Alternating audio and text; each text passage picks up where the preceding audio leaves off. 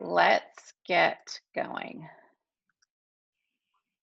And I am recording this, so we will have a replay.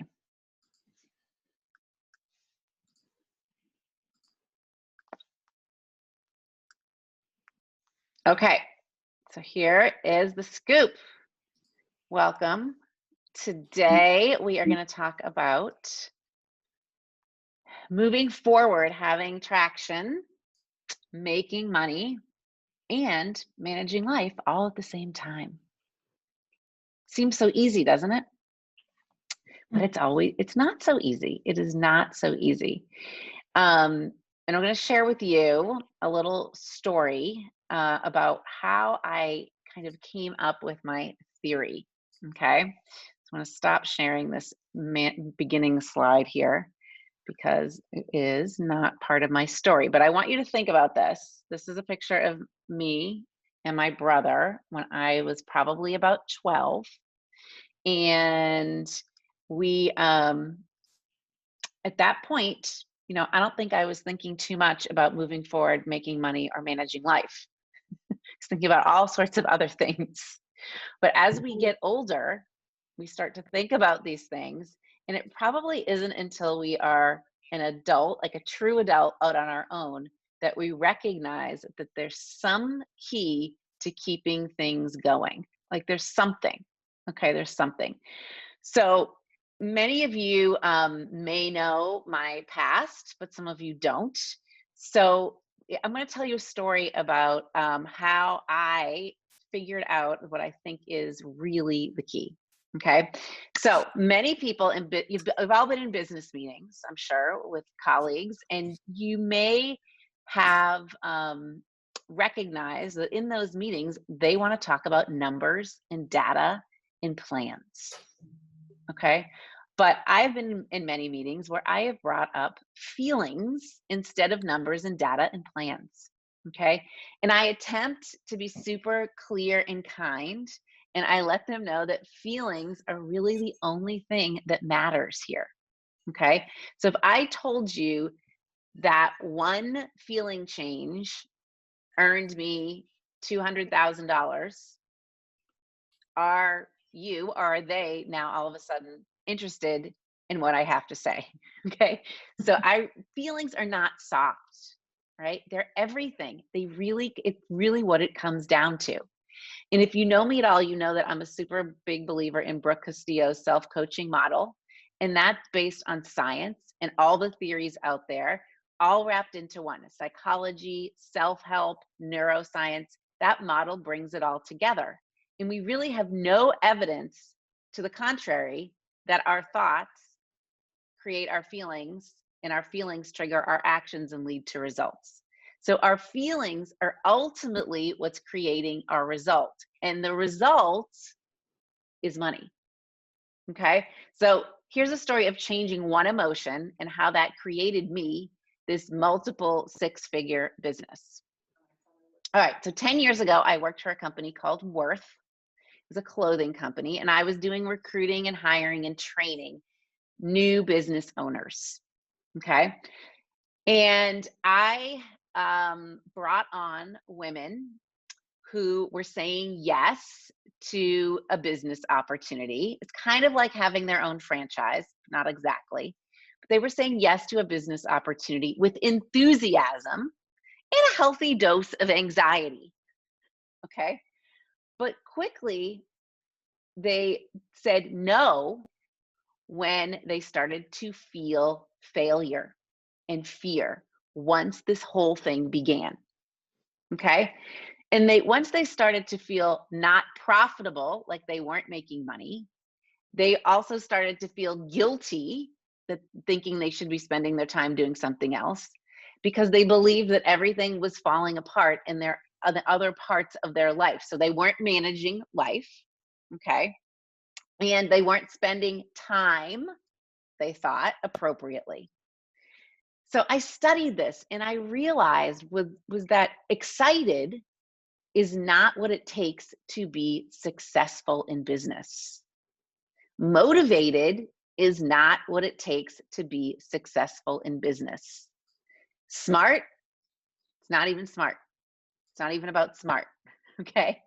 What it really comes down to is having a different feeling. So the corporate people would ask me and they would say, like, why isn't this working?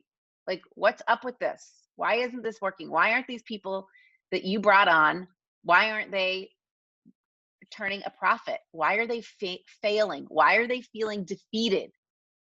And so out of this came my coaching business, because I decided to make a business out of helping women, mostly in all sorts of businesses, succeed, experience what that feels like, and want to continue to grow themselves in their businesses, all while managing their life and all in their day-to-day responsibilities.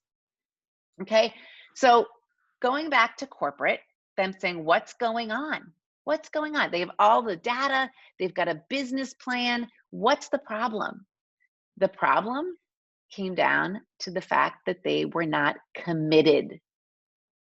Okay. So if you take off one thing from today, I want you to take out of this the feeling of being committed. It was as simple as that. These people were not committed. Okay. So since my own goal and mission now is to help 100 people, then 1,000 people, and then 100,000 people have a profitable and self-sustaining business, I need to commit to my own business, but I also need to help them commit to theirs. Okay. So I got to work. All right. And I got certified as a coach. I invested in my own coach. I created a website. I got professional photography taken. I made my business official in the eyes of Uncle Sam. But most importantly, what all of these actions added up to was commitment. I committed to taking my business a step further. I committed to myself before anyone else even committed to me. Okay. And I realized I was committing to success.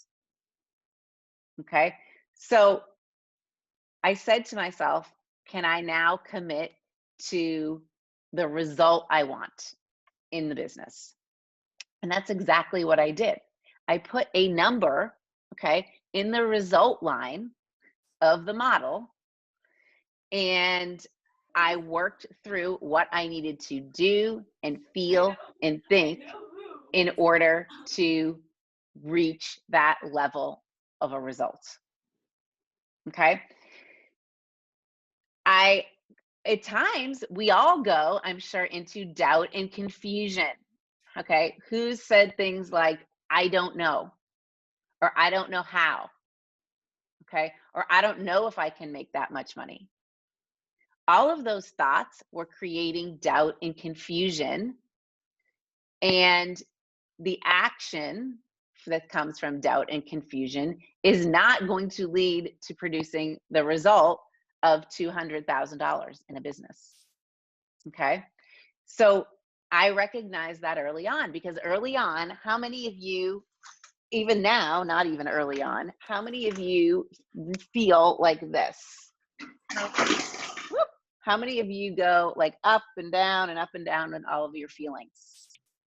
Okay. And sometimes you are feeling committed, but other times you are feeling that doubt. That's called the normal cycle of growing a business. That's really what's going on. It's the normal cycle of growing a business. And I experienced this too. Okay.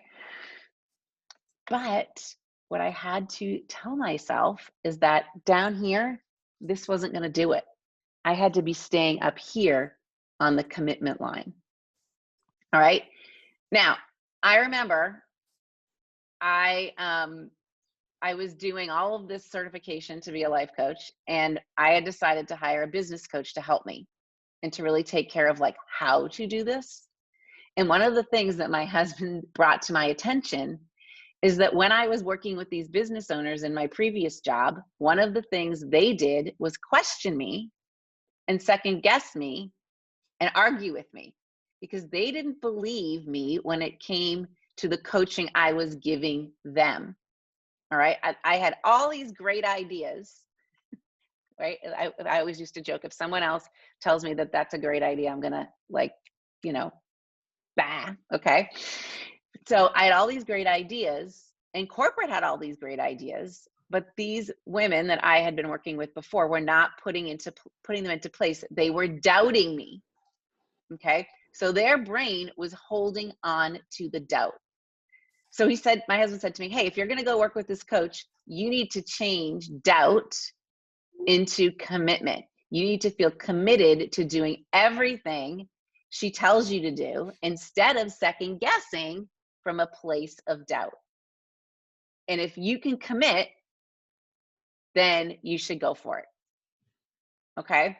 So that's when things started to get rolling. I eliminated the doubt. Okay. And I stayed up on the commitment line. And I had seen in the previous role I played how people went down into this doubt and never came out. Okay. So I created a website. I got all the photography taken, and I did something I had never done before. I got one of those 0 interest credit cards, with the $20,000 limit. And I used it without hesitation because I was committed to creating a profitable business and paying off that credit card in the first 6 months. And then I decided that I was committed to do everything this coach told me to do, no matter what. My thought was 100% committed. I changed my feeling from doubt to commitment. The action I took was every single thing that I was told to do. And the results, my friends, are that now I have an amazing business.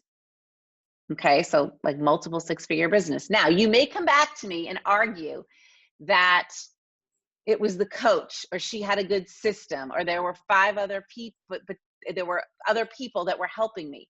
But I'm going to tell you that there were 5 other people in that group, in that coaching group that I was in, and none of them have created a 200K plus business. None of them have even come close to doing that. Not because the material wasn't good, but because they didn't have that feeling of commitment. They stayed in doubt and confusion, and they didn't follow through. Now, they're all making money, okay? But changing that one emotion is what produced a bigger result. So I saw the power of that one emotion, and I saw that different emotions give us different results. Now, some people say to me, I want to create a multiple 6-figure business. But I want to be comfortable. Now, unfortunately, those 2 things probably are not going to go together. Commitment and comfortable. Because although comfortable isn't doubt, it's somewhere in the middle. Okay, the comfortable emotion is somewhere in the middle. All right. But when you want to evolve past the place you already are and past the person that makes 3 times as much money as you do now, you have to be willing to be uncomfortable, to put yourself out there in the world, to try new things. And you have to fail repeatedly in order to get the success you want. Okay? You have to be committed, because I did fail in many, many things that I did. I failed tremendously, but it didn't matter. I was still committed to the end result and doing everything she told me to do. Okay, now some of you may not care about making money, but all I'm asking you to do, and the lesson I'm teaching you here, is to ask yourself this question. Does the emotion that I'm feeling right now produce the result I want? All right, and you can answer me in the chat, because I'd be curious as to what feelings you are having right now, or what emotions you are having right now. Is the emotion you are feeling right now producing the result you want? Or maybe a better question is, what emotion are you feeling? Okay.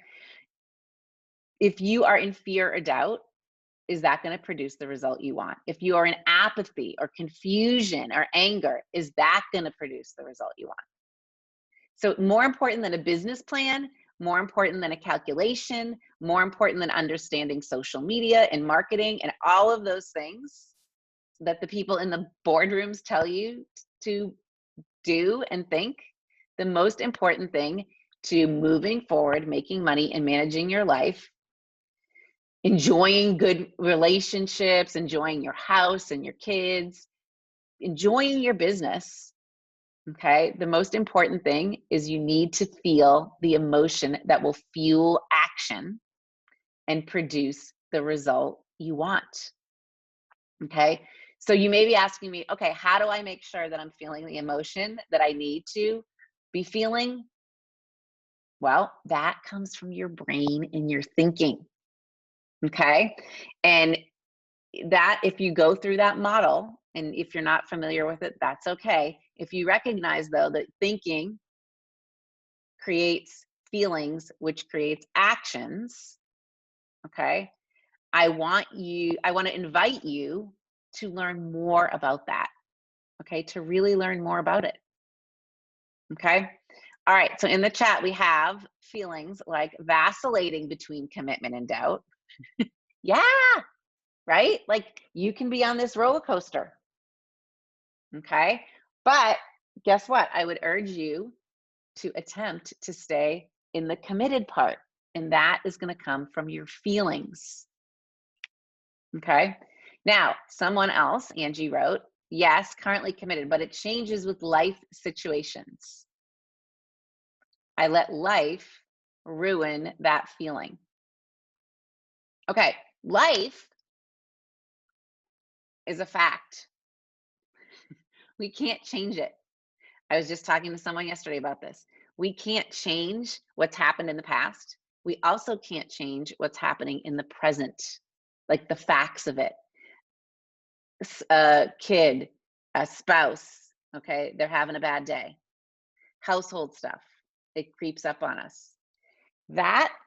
Those are all just facts. You get to choose the thought you have about them, right? So you can choose a thought that creates the feeling you still want. That feeling of committed is always available to you.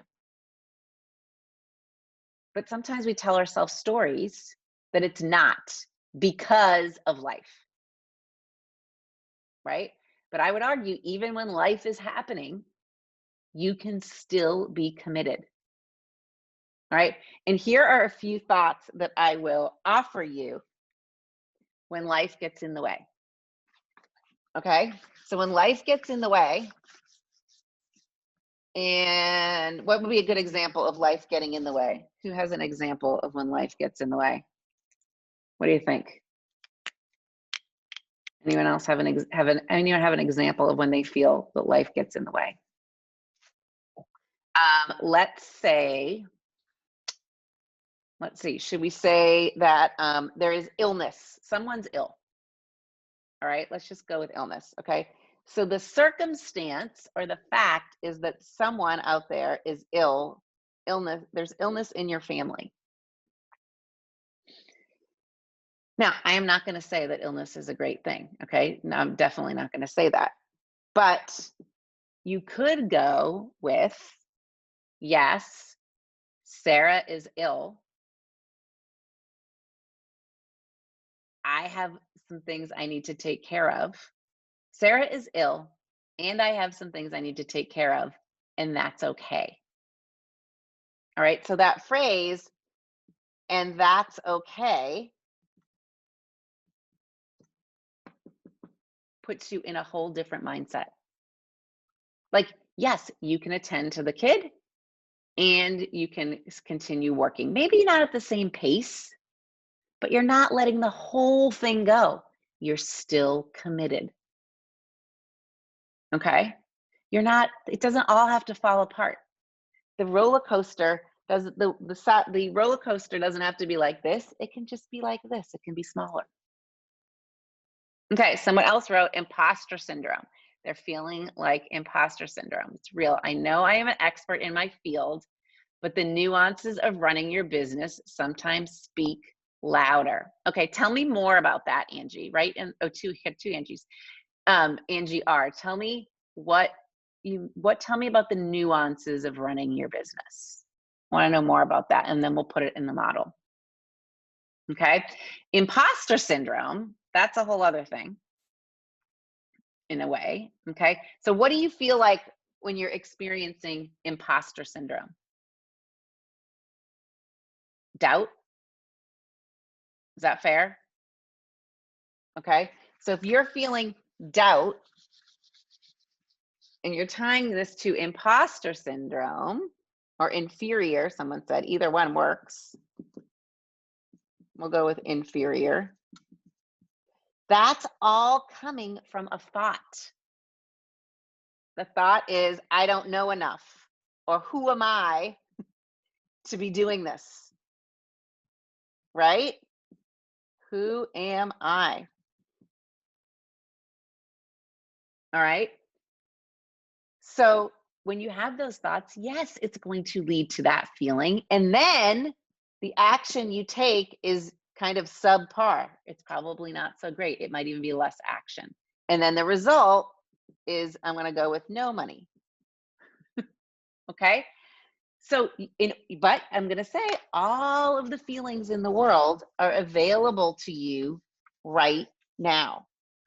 Angie, how do you want to feel instead of feeling like an imposter? Angie R. Okay. So I'm going to guess with the imposter syndrome, you want to feel confident, right? Confident. So what thoughts do you need to create in order to feel confident? And I work on this all the time with my clients. Self-confidence and confidence. Okay. I'm going to go with in order to feel confident, you've got to tell yourself something like, I've got this. Okay. And we can expand on that further. We can go all into, we're going to spend hours on this. But the feeling of confidence versus imposter is available to you right now if you change your thought. Okay. Someone else wrote in comparing yourself to others. Imposter syndrome, I think you mean Kim, imposter syndrome is comparing yourself to others. It's not real. Yes. Okay. Here's what I call that. Who has fallen into compare and despair?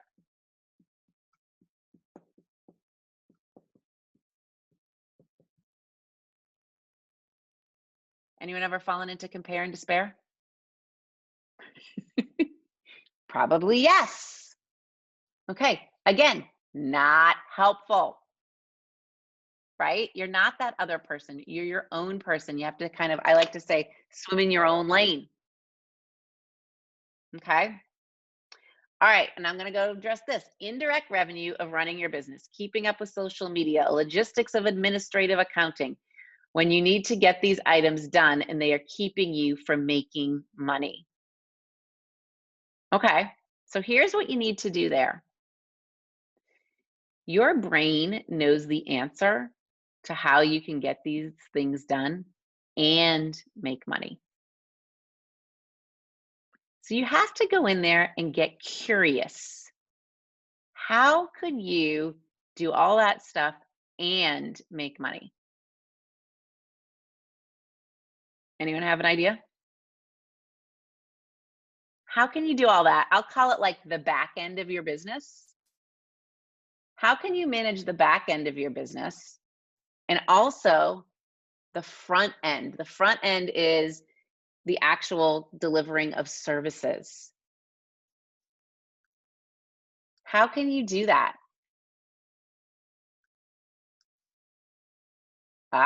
Delegate is an amazing idea. Delegate, outsource. You also can manage your time a little differently, probably. Okay. So you're telling yourself a story, Angie R. You're telling yourself a story. You are telling me like, it's like the news, it's like a fact. These things are keeping me from making money. But when I say it like that, like managing social media is keeping me from making money, accounting is keeping me from making money. Is that really true? Like, is that a fact? Is it the news? Is it going to be on channel 12? No, it's not, right? Okay? So you're believing this story that all of this back end stuff is keeping you from the front end of your business. Now, it's not easy. I'm not going to say this is super easy, okay? But there's a way to do it, right? There's a way to do it. So, how can those non-income producing activities balance out with the income producing activities? It's like, I like to picture it as a scale. Okay, like picture one of those old fashioned scales, you know, like this. So all of that back end stuff has to balance out the front end. Sounds like to me your scale is tipping and going more towards the back. And yeah, we do wear, if you're a solopreneur, I'm a solopreneur, I absolutely wear a lot of hats. But you could be giving yourself too much time. Okay? Probably to do the back end. And let's go back to the committed. Are you committed to the front end, to doing the revenue generating activities? They're usually harder and more uncomfortable. So we'd rather just hang back in the back end, hide behind the door. Okay. But are you committed? How committed are you to that goal? And what do you need to do to get there? Okay. So at this point in my career here, I've probably taught that model of circumstance, triggering thought, triggering feeling, triggering action, and leading to the result to probably, like I estimated the other day, 2,000 people. Okay. And their minds are like whoosh, because they finally understand how the world is put together, how everything in the world works. Okay. How our thoughts create our feelings and trigger our actions or inactions in the case of hanging out in the back end. Okay. And they finally realized that, like, the law of attraction doesn't necessarily mean to just sit there and think wonderful things and things will come to you. It means think in a way that makes you feel in a way that makes you do in a way and create the result you want. Okay. Like, you can blow your own mind and create the results you want. I've kind of blown my own mind, to be honest. Okay. But you have to be willing to experience the feeling that you need to get what you want. Okay. So maybe it's commitment, maybe it's determination, maybe you're willing to be uncomfortable, maybe you're willing to put yourself out there and be brave and courageous. I don't know what it is for you, but I can teach you how to create thoughts that lead to that feeling you need on a regular basis, so you can consistently create the results you want. Okay. So I just talked to a client the other day, and she said she had given up on herself because she's tired of feeling defeated. Okay. She's tired of feeling defeated. She's tired of looking at everybody else and seeing what they're doing and wondering why she can't do it. She's tired of spending all this time on back end stuff and not seeing any results on the front end. And what I told her is that if you're tired of feeling defeated, giving up on yourself will surely make you defeated. Right? If you give up, then you're definitely going to be defeated. So you need to change your feeling now, and every feeling is available to you right now just by changing your thoughts. Okay? Just by changing your thoughts, every feeling is available to you. Now, this is super easy to understand intellectually, and it's much harder to apply. It's much harder to practice and do. Okay. So that's why I coach one-on-one, to help people get good at this so that they can find that success. Okay. And my clients are committed to understanding how this all works and how our brains affect our emotions. And we can take full responsibility for the results that we create in our lives. Okay. So I invite you to help to figure that out. I can help you do that, but I invite you to figure it out. because it makes a world of difference. Okay, I'm going to switch gears a little bit. Anyone have any questions? Where anyone have any questions up until now, or any thoughts they want to share with me? Okay, so I'm going to go back to this. Okay, I always ask this. What's your most valuable resource?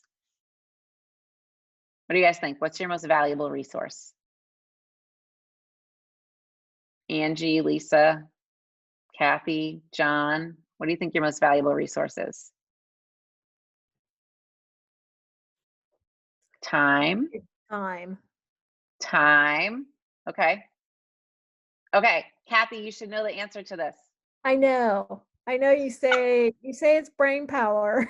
Yeah, why do I say it's brain power? Why do I say it's brain power? That might be what I'm missing. Okay, you can use your brain power to create more money and to create more time. You've done that yourself. Mm-hmm. You've figured Yeah, out if you manage, right? You've figured Yep. out if you manage your time differently, you actually have more time to do other things. Mm-hmm. Okay. But it takes your brain power in order to do that. All right. So, our intentions in reaching that goal of making more money, okay, our intentions, we always see like there's a clear path to the goal. Like this should be super easy. What's our problem? Okay. We expect that feeling motivated and determined is going to get us there. Okay. We think that it's only going to take X amount of years, months, days. And we also think that it's not so hard. What's so hard about this? If I'm so smart, why can't I figure it out? Right? Okay. So that's how we enter this thing. Okay. And we enter and there's like I'm going to call like a path well traveled. Okay. We are excited, we are determined, and we're opportunistic. We've all been down this path, feeling these things. All been there. But then what happens? Okay, what happens? I don't know if you guys can see this, but something happens. So this cartoon says if you write down your top 10 goals 1,000 times a day, you can accomplish anything if you have time left over. Right? So we think it's just like, okay, I'm going to write this down, I'm going to do this, I'm going to do this. But I need some more time or something's going wrong. So it's not that easy. So the clear path isn't so clear, is it? It's not. Here's the model for those of you who are not familiar that I've been referring to it. And what I want you to see is all of these feelings are available to you right now. Look at this huge list of feelings. You probably can't even see it because they're so small. Okay. But I encourage you to assess what your top 3 feelings are and why do you have them? Why do you have them? Why do you feel lost or unfocused or uncertain? And what would be different if you had different feelings? How would things change? How would your current work or home life change if you changed your top 3 feelings? How would they change? What do you think?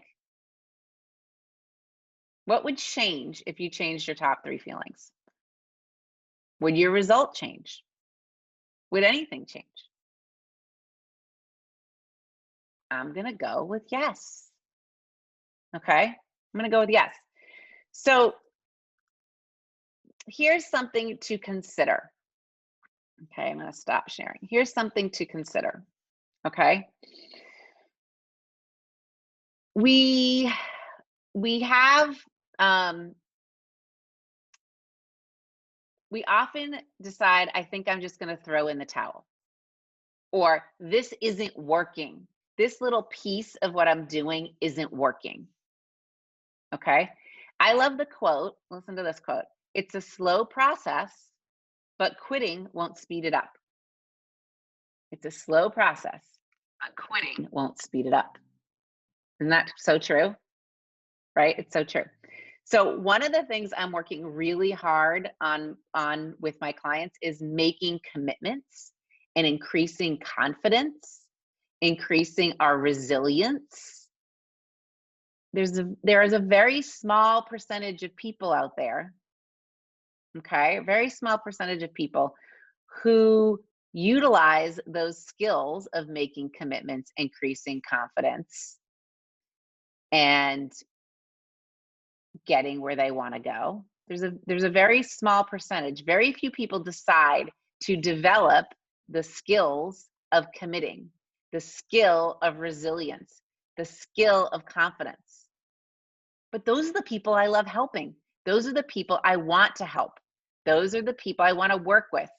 The people who aren't going to grip the mediocrity in order to stay away from the suffering. But I want to work with the people who are ready to develop like all of their God-given gifts in order to create a result that blows their mind. Because I think that's the reason we're on this planet, people. I think that's what it is. I think the reason we're on this planet is to create amazing results. Okay? Now, think about this. If we're here to evolve the brain we already have, to evolve to that next level, we need to think about things that we're taught that would make us more efficient. Okay? If you're born and you can't be taught anything and you have to figure everything out for the first time, it's like, oh, if you figure out how to make a fire, then you can teach someone else how to make a fire. So as soon as we got language way back in the day, we could teach by talking and we could share experiences and pass on stories.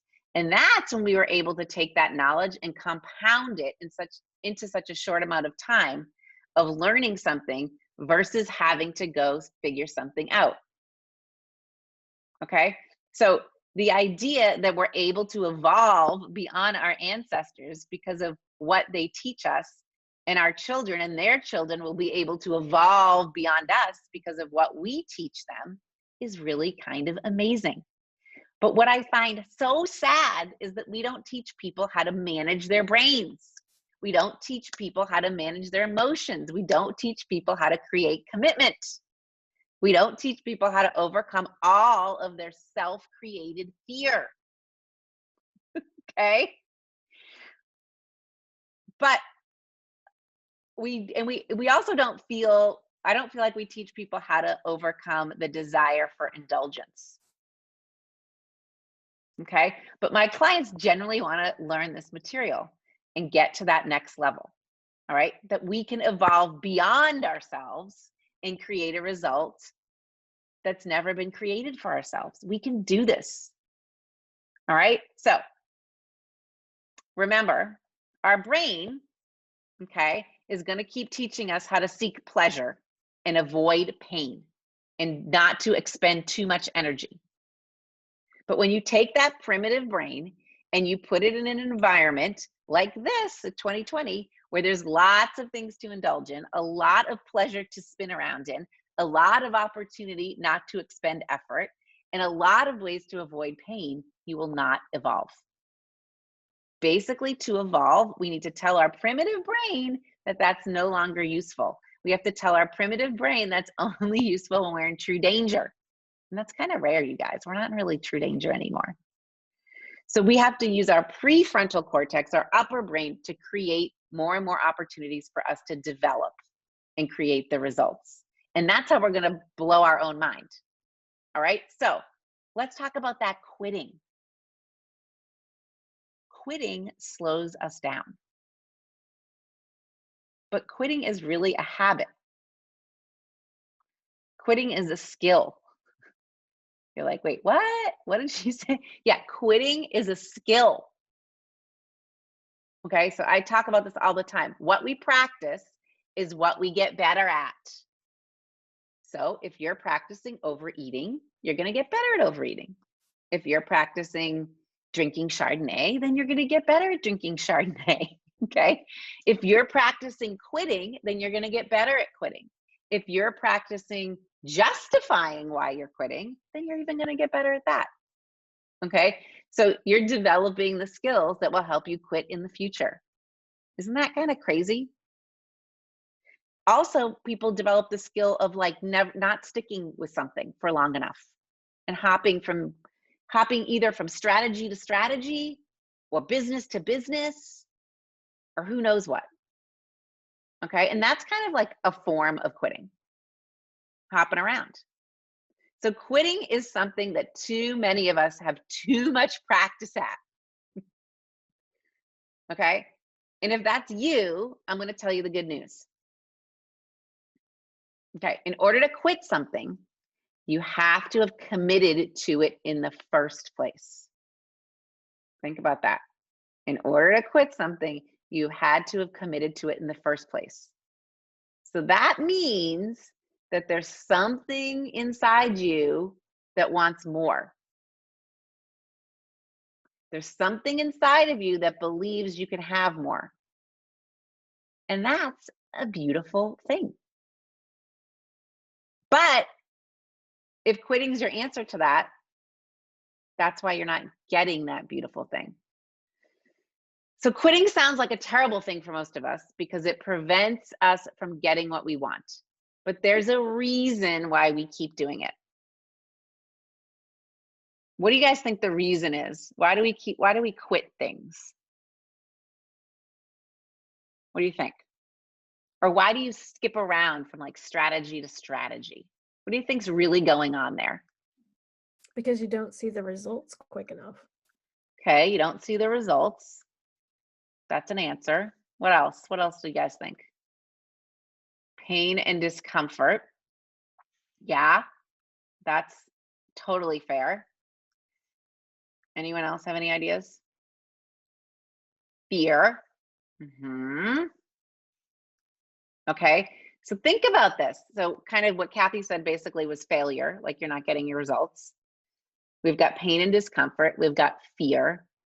The reason why we keep doing it is because there is a benefit to to quitting, but we have to understand it from our prefrontal cortex. Okay, here's why the brain thinks quitting is a great idea. Our primitive brain would prefer we don't even start anything in the first place. Our primitive brain is like, stay in the house. Everyone's going to die. Let's just stay safe in here. Okay. Is there really anything wonderful out there? Any pleasure? Can we eat anything? Well, can we keep ourselves alive in here? Yes. Okay. Let's just do that. So your primitive brain says things like, okay, listen, go get a snack, watch some Netflix. It's all going to be fine. Like lay in bed, chill. Right? Like how often do we do that? Right? And it's not our fault. Okay. It's our primitive brain telling us, listen, stay in the cave. There's lions out there. You're going to die out there. You're going to have to fight the other person, like the compare and despair. You're actually going to have to know what you think, pretend like you know what you're doing, which is that a whole imposter syndrome. Okay. So it's way easier to stay in the cave. So there's a couple issues that I see with most people that are coming to me, what they're wanting. Okay, so most people that are coming to me because they want a result in their life, and up until now, they have been unable to get it. Fair enough? You want a result in your life, but up until now, you've been unable to get it. Okay, so the first issue that I see for most people is that there's a lack of conscious planning. There is no future thinking. There's no commitment. It's just complete apathy and like, let's see what happens. Okay, let's just see what happens. Let's just see what happens. All right, so look at this, you guys. Look at this. Future thinking, future thinking is really the same thing as commitment.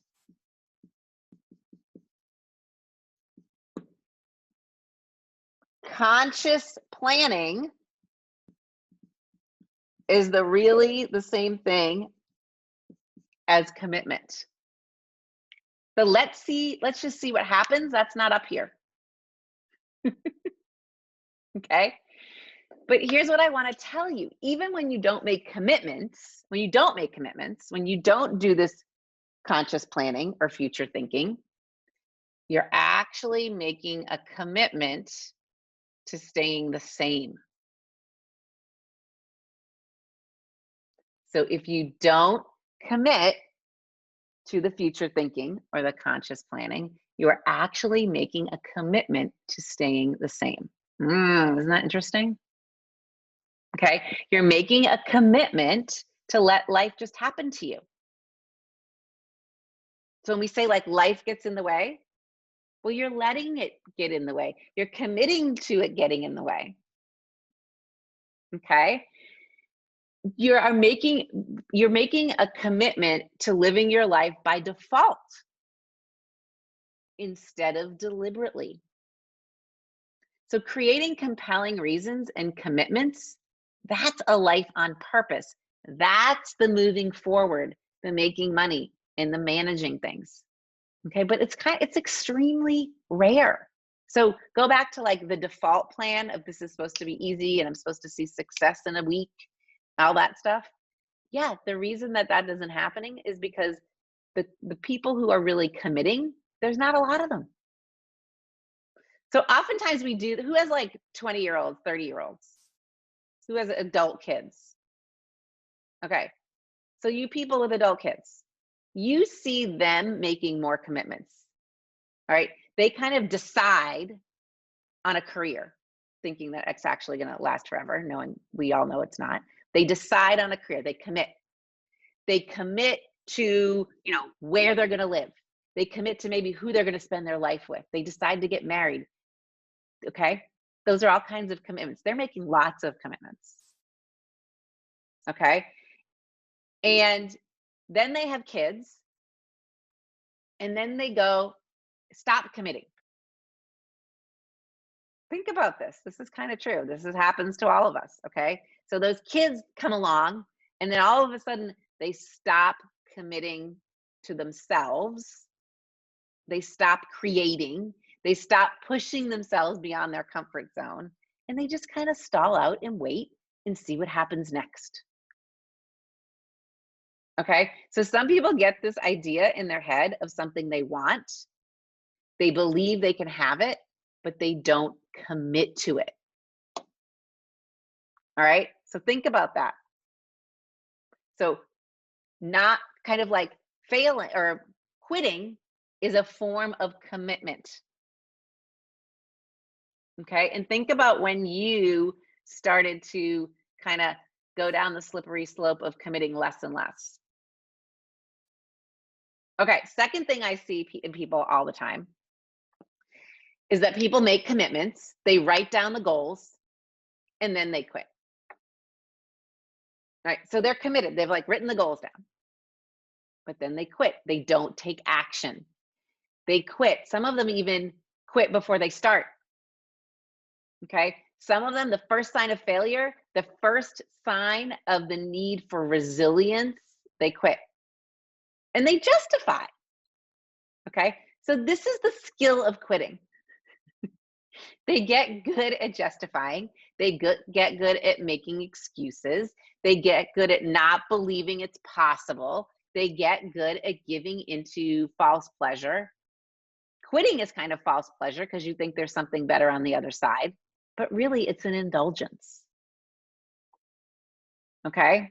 So think about this. When you're running a marathon and then you quit and you get to sit down, there's like a moment of relief. You're like, oh my God, whew, finally I can chill.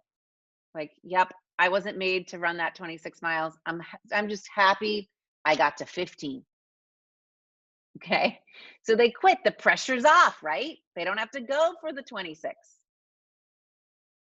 All right. Think about way back when you were that 12-year-old, that picture I showed you of when I was 12.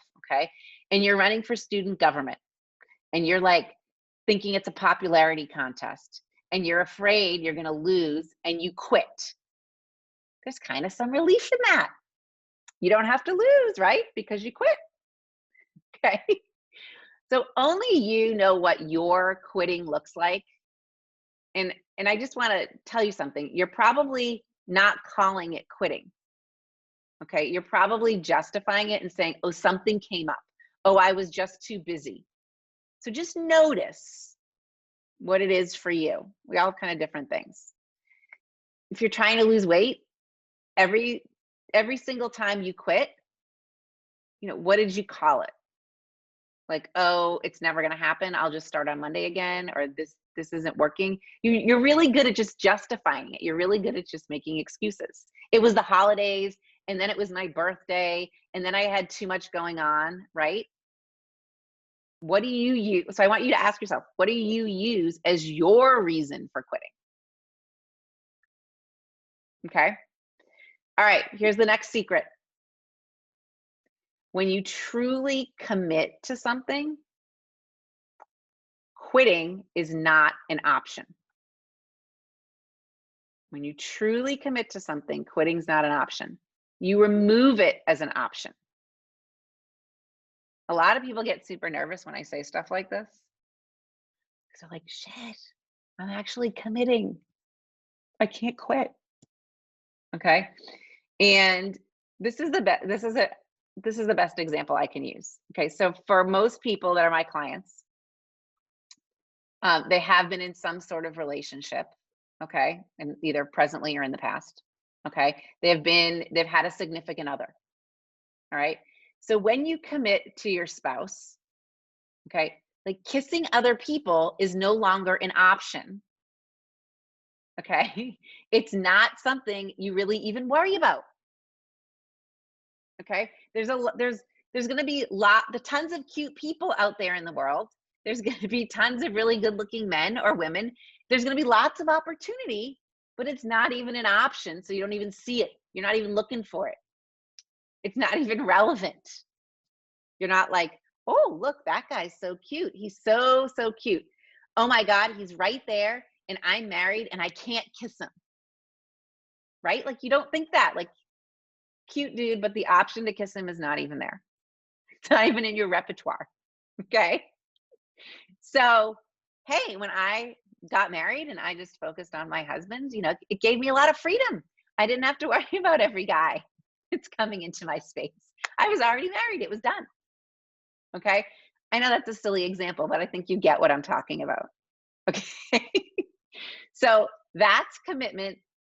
That's a commitment that doesn't feel restrictive to me. That marriage, it doesn't feel restrictive to me currently. Okay. It feels like freedom. Okay. And that's where I want you guys to go. When you commit, you remove quitting as a temptation and it gives you freedom. Okay. It also removes having to worry about failure. So many times we spend so much energy worrying that we're going to fail. I think we've all felt that, me included. Have you spent energy worrying about how you're going to fail?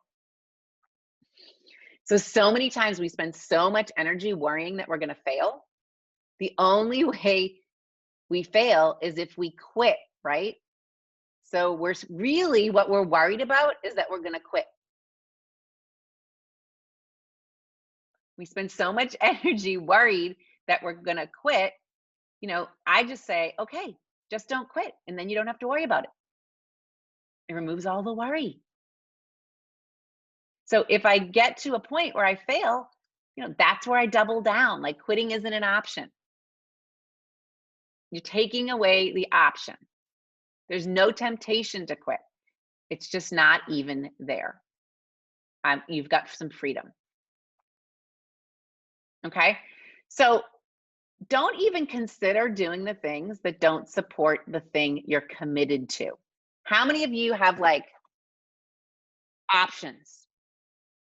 You could work on this, or you could work on that, or you could work on, I know John's like got 2 businesses. He could work on one, he could work on another. Okay. So don't even consider doing something that doesn't support something that you're committed to. All right, you've got to get familiar with what your quitting looks like. Okay, so here's what I've also heard lately from clients. This is what their quitting looks like. They are blaming a program or a process for their lack of results. Okay, they're blaming everybody else in the world. There's like, they're blaming other people for stealing their potential results. Okay, they are thinking that they're just never going to get the result that they want. It's going to be kind of less than that, so they should just quit. Right? But really what's going on is you are slipping into unconsciousness. You're allowing yourself to indulge in unconsciousness and not calling that quitting, but that's really quitting, right? Okay, so just start overeating, just start procrastinating, just stop taking action. Telling yourself you're too busy, slipping into busyness, all that's a way of quitting. Telling yourself you're too tired, that's a way of quitting. It's just a very justifiable excuse. Like, I'm just exhausted. I have so much going on. I have 5 kids. I have a house and food, and I just can't do it all. It's just too much. Okay, so I promise you, you can do it. You can double down and do twice as much even. Okay, and this is my last thing I'm going to leave you with. The last thing I hear from clients when we discuss commitment versus quitting, the last one is, it's too complicated. I'm too confused. It's too complicated. I'm too confused. Okay. Those are the excuses most of my clients use when they quit. So if you won't allow any of these excuses, if they aren't even options, there's no A, B, C, or D, or all of the above, none of them are options. Your only option is to stay committed. All right. So your pattern may look like this. You may commit to something and then you quit. And then you despair. And then you quit. And then you commit again. And you commit and you quit. And you despair. And you commit, you quit, you despair. That becomes your pattern. And eventually you stop committing and you just kind of stay quitted. Okay. You know why? Why do you stay quitted? Because your brain is thrilled. Your brain will be like, listen, this is what you should have done all along. You have so much going on, right? You just should have this is what you should have done all along. Okay. We're going to die. We shouldn't leave the house. Netflix, food, bed. Let's just do this. Let's just hang here. Okay. That's what your brain will tell you. Why are you even going out there and trying to change the world? The world is fine. Let someone else do that. Okay.